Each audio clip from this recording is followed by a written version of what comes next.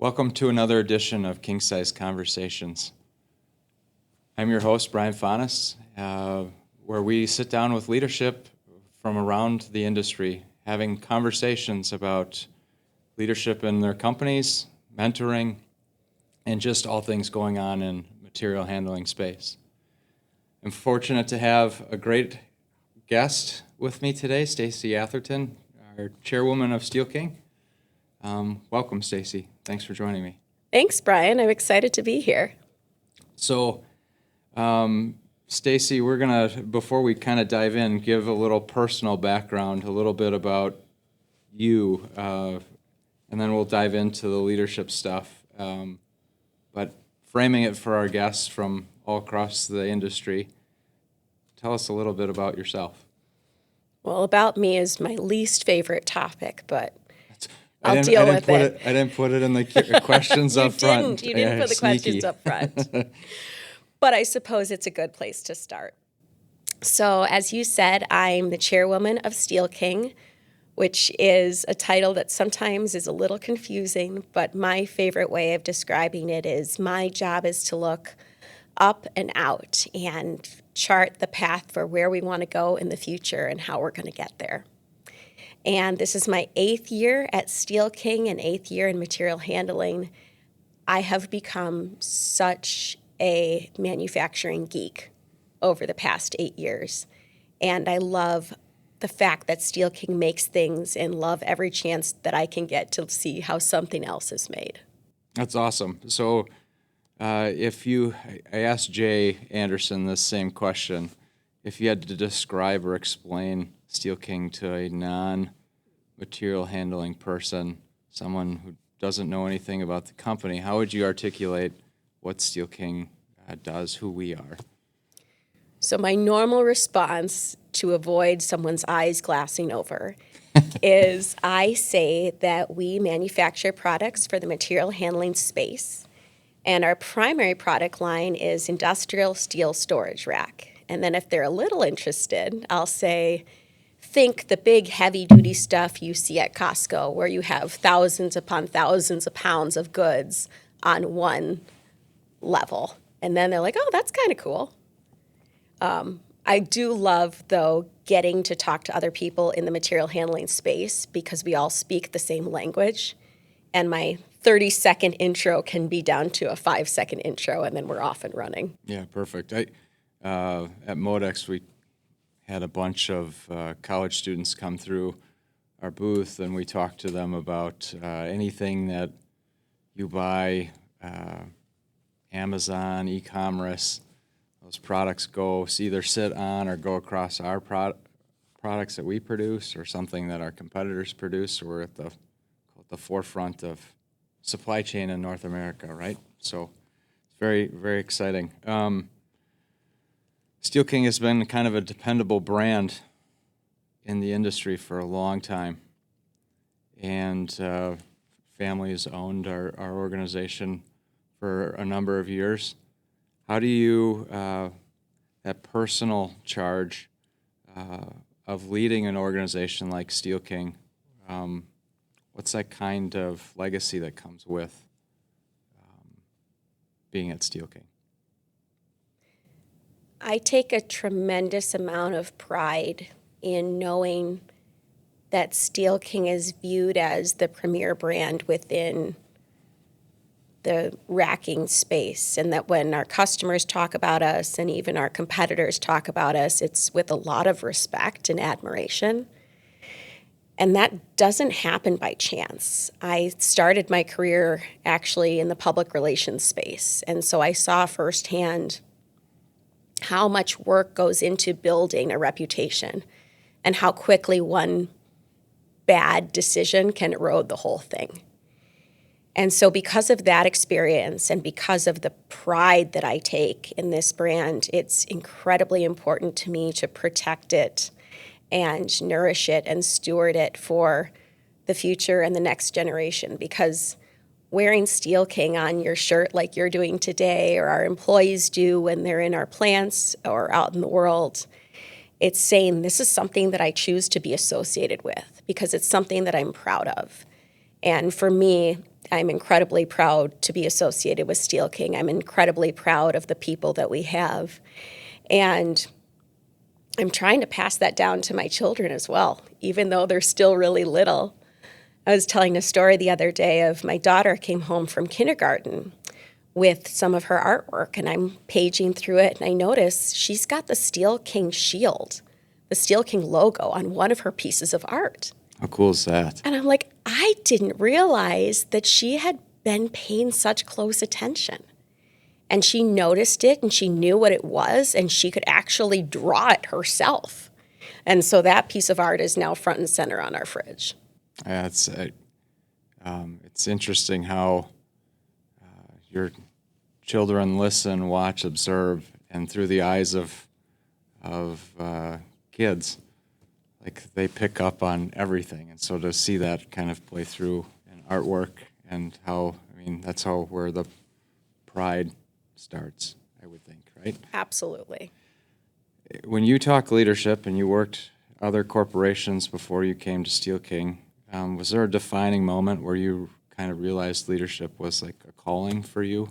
Like where you had a desire that kind of shaped your path to be a leader, getting ultimately into the role that you're in today? For me, I don't think it was leadership itself that was the calling or was the inspiration. Mm-hmm. It was more watching the really good leaders and seeing the influence that they had on the people that they worked with and seeing the influence that they had on the company as a whole. That's what I wanted. I wanted to be someday in a position where I could help grow and develop and empower other people. And I wanted to hopefully have the opportunity in a position where I could help an organization achieve its full potential. And I love talking about the where we are today versus where we want to get to, because for me, the magic happens between those two things. When you've got the right people and the right vision, and you can bring people along with you and saying, look, this is what's possible. This is what we can achieve if we harness everyone's talents and abilities. For me, that was more of the calling. And I'm so lucky to get to be in a position today where I have the ability and opportunity to do that. That's awesome. Leadership, like what would you say is your leadership style? Maybe like there's the buzzwords of like servant leadership and all that stuff, but like outside the buzzwords, how would you describe today as chairwoman of the company your leadership style?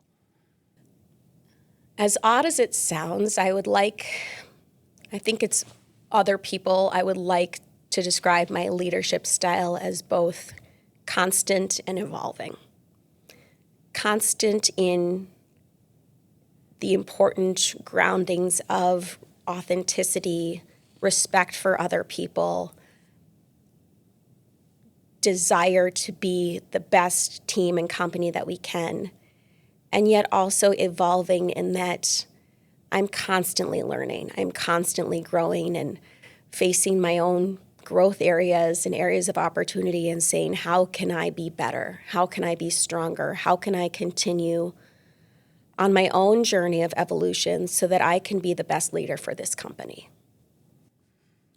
When being a leader has all sorts of ups and downs, challenges, what's been a hard decision or a hard leadership moment for you? Some challenge that you've had to go through. Could be at Steel King, could be outside of Steel King, because leadership as a whole doesn't necessarily always have to be work related, but a challenge that you've had to work through as a leader, and then maybe some advice about what you learned. I'll pick two. One, anytime the decision comes up when you have to decide to do a reduction in force and let people go, that's incredibly challenging because it's not just employee ID numbers, it's real people with real lives and families and needs. And I think as a leader, it should be hard. I never want to be the type of leader or be around the type of leader who doesn't take that incredibly seriously and feel that very deeply, because that's our humanity. And that's sometimes the hardest part of being a leader, is having to make those really difficult decisions that are for the good of the company as a whole and for the good of the larger employee base as a whole, even though that means having to make the hard choice to let go of individuals. I would say the second one is it can be really challenging to hear harsh feedback. And I have to struggle with suppressing my own desire to, defend myself or explain and say, no, Stacy, listen, because this is a gift that someone is giving you. And you need to hear it. You don't need to agree with all of it. But it's your choice if you want to be better or not. And at the end of the day, I always grapple with myself. I always listen and I sit with it. And it helps me be better. I think it's interesting when you talk about having to deal with downsizing or right-sizing of an organization, and had to deal with that 2008, 2009, going through how do you manage and steer through Great Recession. What tough choices come from having to reduce, or whether it even be a reduction of workforce, or just even having to, if someone made bad decisions and it had nothing, it wasn't anything that you had to do, but if there's an impact from your decision, it's like how it impacts their families, how it impacts future trajectory for a person. If you can't take that deeply personal, then I've always viewed it as maybe I'm not in the right role anymore. Maybe like from a leadership perspective, whether you're a manager, VP, executive, whatever your role is, if you're working with someone and you don't treat them like a person going through that process, you're missing the point, so to speak, with leadership. So it's interesting that you bring that up. And then that harsh feedback. There's so much power in getting feedback from others. I think like reflection, even when we talk, right, when we have conversations, and the feedback that you provide to me is extremely powerful. It's like you don't see all aspects. You've got blind spots, and so like any good working relationship requires having someone help see the blind spots that you may not see, and then being open to that feedback. Right? If you're not open if you block that feedback, you may be missing a point. So I love those two topics. I've come to really understand that the things that are the hardest for us to hear are also often the things that are most important for us to hear. Yeah. Well said. This is a philosophical question. Oh, boy. Yeah. It's good, though. So do you think great leaders are born or built? What evidence would you say gets you to that decision point from your own life? Are they born or built? I think they're more built, but there is an element of born. And by that, I mean not even just, intelligence and skill sets and that, because that's the easy answer. It's more of, in order to be a great leader, you have to have the desire to grow and change and take on new challenges. And not everyone has that. And the built part comes in from actually putting that into action, continuing to put yourself in new situations, take on new roles and responsibilities, tackle challenges head on, ask for help, utilize outside resources. Those are all things that have to be specifically, proactively done. That doesn't just fall in your lap or the way that you're born. I think great leaders have a desire beyond themselves and have a desire to make an impact on people and teams and organizations. And a little bit of that fire you're born with, but a lot, I believe, has to be kindled and nurtured. Yeah, that's great. I think there's certain intangibles that you look for in people and what do they bring, but ultimately I think there's a degree of development that also has to take place, that environment that sets up, and that's maybe a good springboard into mentoring. You talk about being built. I would assume mentoring plays a big role into that. Maybe talk about a mentor or two that have kind of helped you nurture you along your journey to where you are today. I've been really lucky to have some great mentors over the years at very different points in my career. And the role that mentoring played at different points in my career varied greatly. You know, at the beginning, it's, okay, how do I best prepare for a big meeting or a presentation, or what's the best way to get someone to respond to my email? And then as I evolve, it's how do I manage someone? How do I be a good manager of people and leader of teams? And evolving even past that, it's what opportunities do I take advantage of, or how do I navigate these tricky situations? And how do I help guide other people when I may not have done it myself? How do I focus teams and things like that? And having an outside perspective of someone who has gone through those things, has been there before, and can guide and lead the way is incredibly helpful.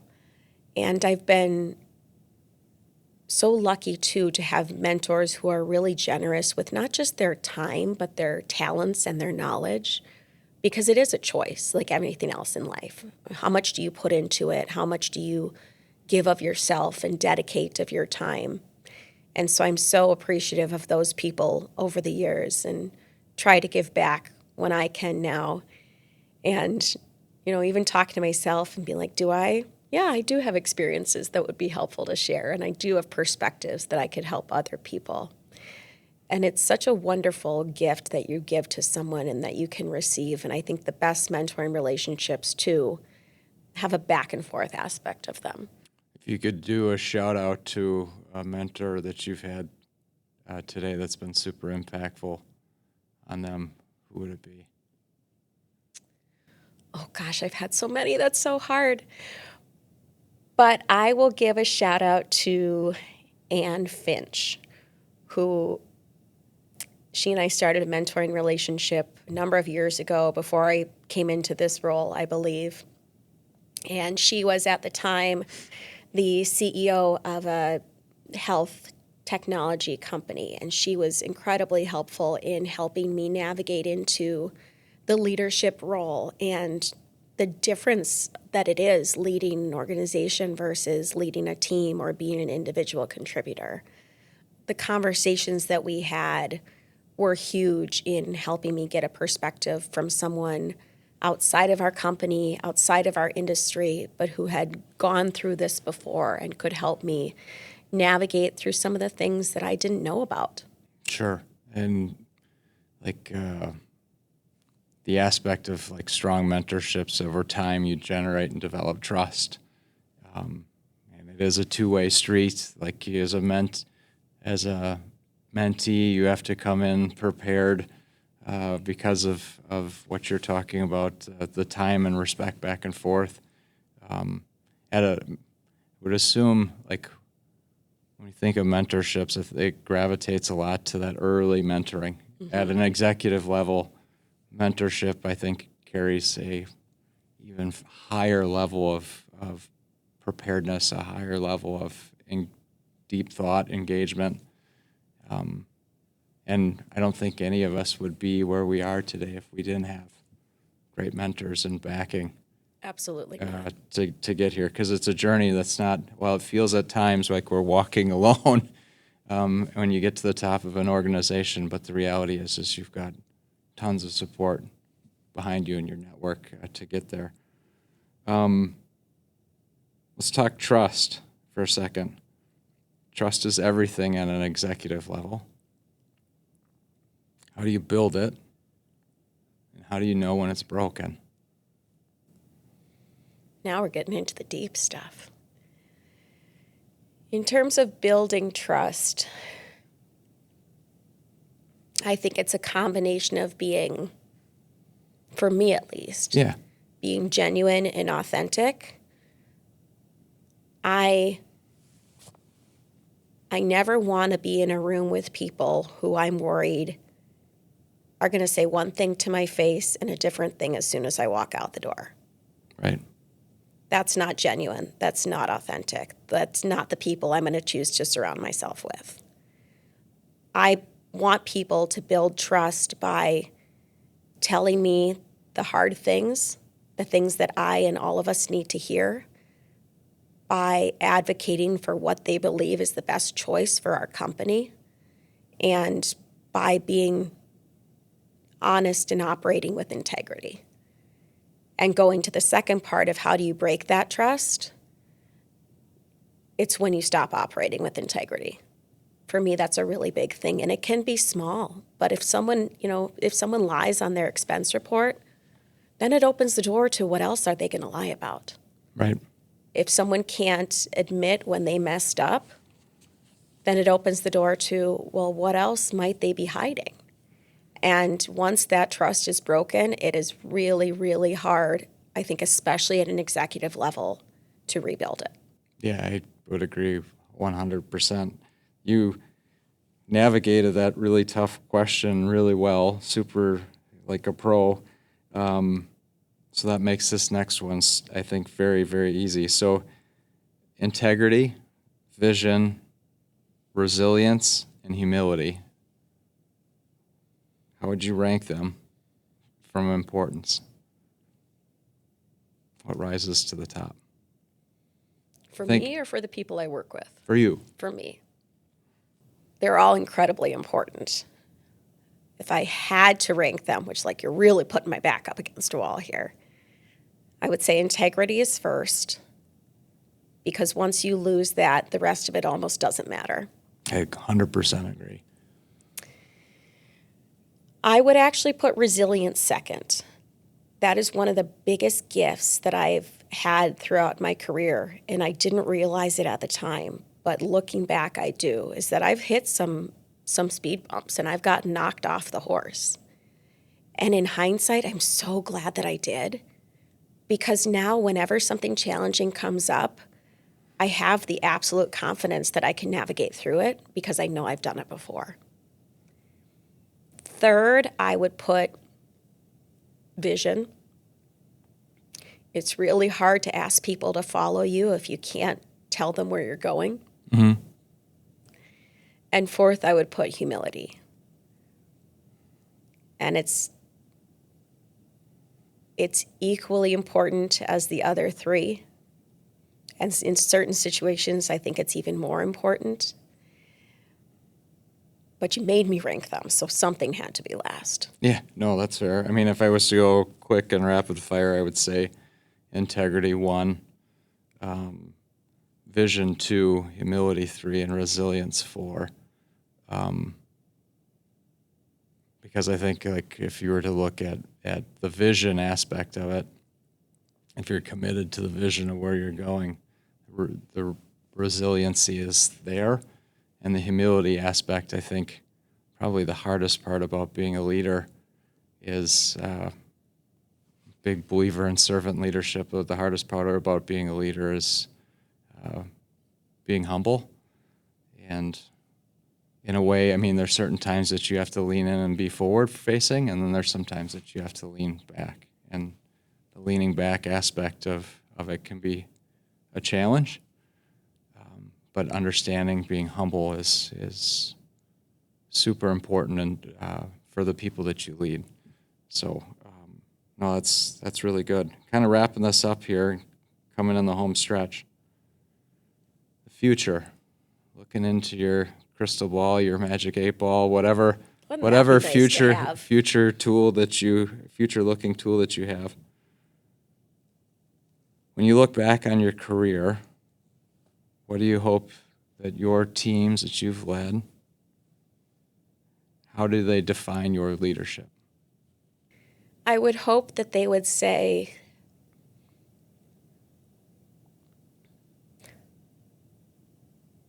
we didn't always maybe like or agree with the decisions that she made, but we always knew she was doing what she believed to be the best for the company. And I would hope that people would say she led with purpose and authenticity and also empathy. Well said. Well said. 20 years from now, Steel King will be 75. 76. Yeah, 76. Good point. What's your hopes for us 20 years from now at our 76th anniversary? Oh, Brian, you're not thinking out far enough. I've already planning our 100th anniversary, and I will not be working here anymore because I will hopefully have handed the baton over to someone much better and stronger than I am. But they will wheel me in my wheelchair, or I will walk in my walker, or who knows what's going to happen in the future. I might have my own little walking hoverboard. That would be cool, too. There you go. And I will look around and say, oh, my gosh, it is so cool to see what this company has become. I remember when.